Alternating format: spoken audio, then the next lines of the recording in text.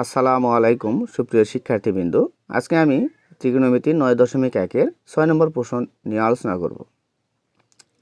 6 নম্বর প্রশ্নের ক নম্বরে বলা হয়েছে 1 sec স্কয়ারে প্লাস 1 cos স্কয়ারে সমান 1 প্রমাণ করো। এজন্য তোমরা প্রথমে লিখবে লেফট হ্যান্ড সাইড সমান, তোমরা বাম পক্ষ তুলে নিবে 1 sec স্কয়ারে প্লাস 1 cos স্কয়ারে। তোমরা জানো 1 sec স্কয়ারে সমান হচ্ছে cos স্কয়ারে, এখানে প্লাস চিহ্ন আছে, প্লাস চিহ্ন দিবে। আবার 1 cos স্কয়ারের সমান তোমরা জানো sin স্কয়ারে। তোমরা 19 সিদ্ধান্ত জানো যে cos স্কয়ারে প্লাস sin স্কয়ারের মান হচ্ছে 1। তাহলে আমাদের ডান পক্ষ প্রমাণিত হয়ে গেল। আমি সাইড নোট হিসাবে সূত্রগুলো লিখে দিয়েছি।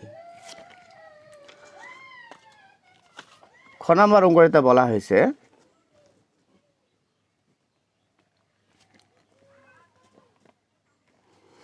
1 cos স্কয়ারে মাইনাস 1 cos স্কয়ারে সমান 1 প্রমাণ করো। তোমরা বাম পক্ষ লিখে নিবে।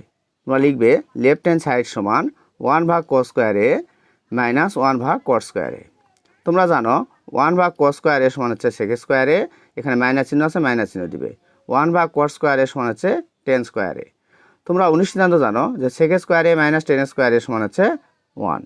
তাহলে খ নম্বর অঙ্কটি প্রমাণিত হলো। সাইড নোট হিসাবে আমরা সূত্রগুলো লিখে দিয়েছি। 6 গ নম্বর প্রশ্ন। 6 গ নম্বর প্রশ্নটিতে বলা হয়েছে 1 sin স্কয়ারে মাইনাস 1 tan স্কয়ারে সমান হচ্ছে 1 প্রমাণ করো।